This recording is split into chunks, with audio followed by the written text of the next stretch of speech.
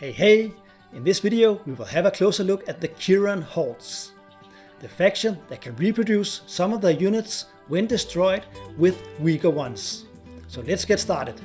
And start with the first faction ability called Teaming. During setup, place 2 additional dreadnoughts and 1 additional mech in your reinforcements. So in Tabletop Simulator we have these tokens here to indicate the extra units we got. So we have 7 dreadnoughts and 5 mechs when we play this faction. And with the setup in place, let's look at their starting units. So they start with a carrier, a dreadnought, 2 fighters, 1 destroyer, 1 mech, 2 infantry and a space dock. So this is not exactly an overwhelming starting fleet when it comes to taking planets in round 1. But starting with a dreadnought and a mech are some pretty strong units, and I think that makes up for it. Especially if we take a look at the agent, as we will a little later in the video. But first we want to look at the starting technologies, but with that we need to look at the third faction ability first. It's called Biases. You may treat your mechs on planets you control as structures for any purpose other than scoring objectives. And that is really interesting, and a lot of the abilities are circling around these mechs also being structures. As for starting technologies, we have to choose between these two. The first one is the Magian Defense Grid.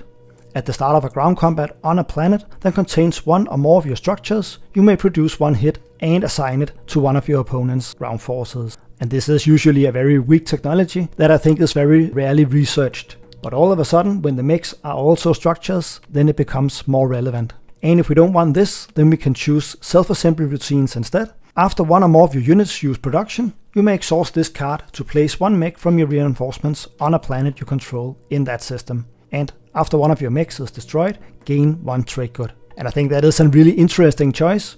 Do we want to be able to produce more hits with this technology, or do we want to get our mechs out during the game for free?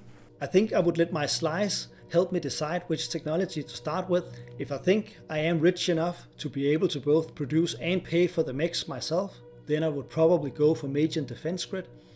And on the other hand, if I don't feel as rich, then I will probably go for self-assembly routines for that extra economic boost, because we really want those mechs out. So this faction is concentrated around the mechs and actually also the dreadnoughts, but let's start with the mechs here and see what they can do. They're called Nauplius. When this unit is destroyed, you may place 1 infantry from your reinforcements on this planet.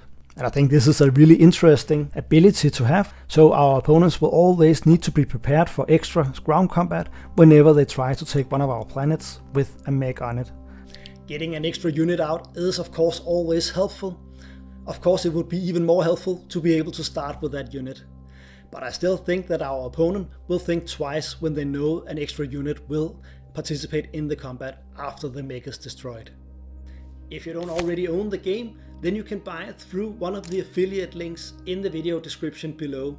In this way you will support the channel because I will get a small commission, but at no extra cost for you. So thank you if you do. And before looking at the dreadnought, let's quickly take the flagship first. It's called Lithodax. When this unit makes a combat roll or ability roll, it rolls 1 additional die if this system is adjacent to or contains one of your structures. So again, another reason to get our mechs out. Then it has some pretty regular stats, cost 8, rolls 2 dice and hits on a 7, movement 1 and capacity 3. And then it also got Anti-Fighter Barrage, which is the ability roll that it refers to here, where we get to roll 2 dice and hit on a 7. So it is somewhat better than the Destroyer. And now let's look at the Dreadnought here. It's called the Chichen Hulk. When this unit is destroyed, you may place 1 fighter from your reinforcements in this system's space area. So again, another unit where we get to replace the stronger one with a weaker one. And I think that is an interesting ability to have. But besides that, then the stats are exactly the same as the regular Dreadnought. But it can also be upgraded to tier 2.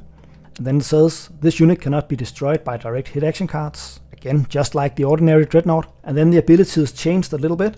When this unit is destroyed, you may place 1 fighter or 1 destroyer from your reinforcements in this system's space area. And obviously a destroyer is most often better than a fighter.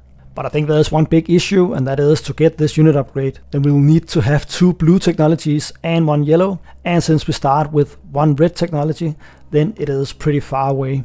And I think the strongest upgrade we get here is what we already get with the ordinary Dreadnought. But of course, being able to have 7 out on the game board instead of just 5 is also interesting, but it just requires quite a big effort to get them upgraded.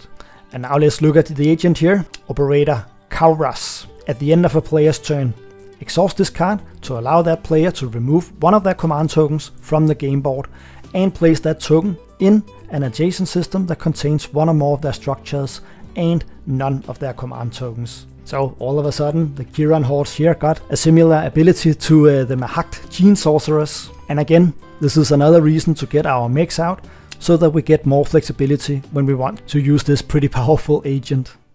But on the contrary, if you take a look at the commander here, to unlock him, we need to have 4 structures on non-home planets, and again, the mechs can be used for that. And then it says, while you are the defender, after another player produces 1 or more hits against your units during ground combat, you may spend 1 commodity or 1 trade good to cancel one of those hits. And in my experience, ground combat is not that often, but of course, being able to cancel a hit makes us an even better defender. And we are a 3 commodity faction, so chances are that we will have either commodities and or trade goods we can use to use this. But really, as strong as the agent is, just as weak is the commander. But I guess that is a good compromise. And let's have a look at the hero here. And to unlock him, we need to have 3 scored objectives. And then we get an action. Gather units from your reinforcements up to equal to your starting units. Place these units in any combination in the space area of any systems that contain one of your structures and no other player's ships, or on planets you control.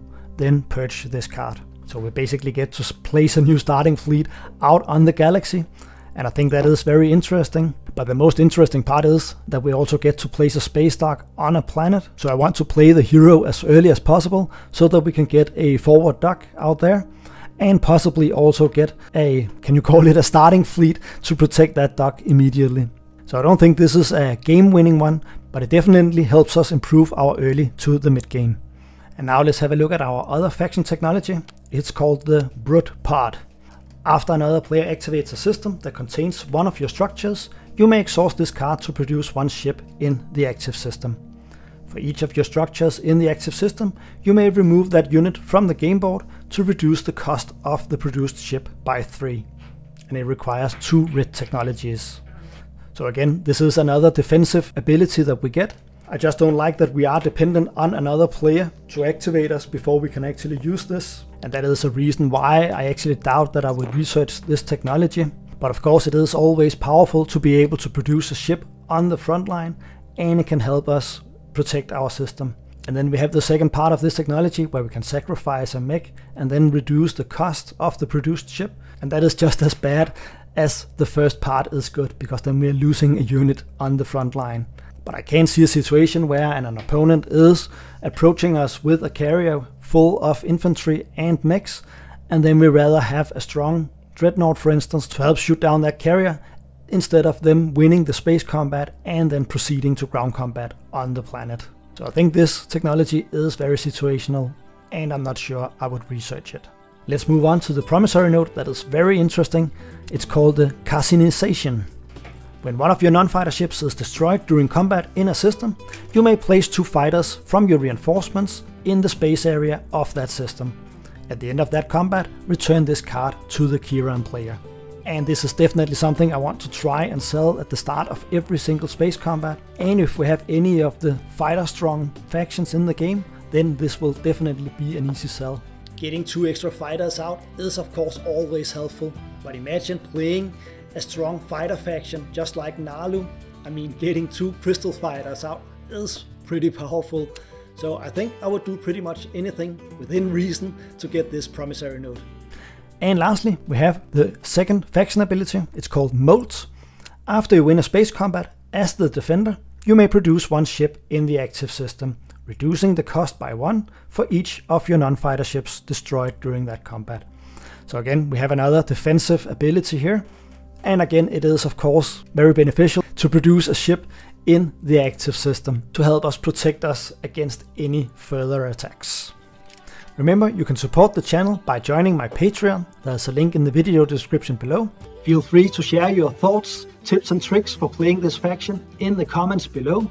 Thank you for watching, and I'll see you in the next one.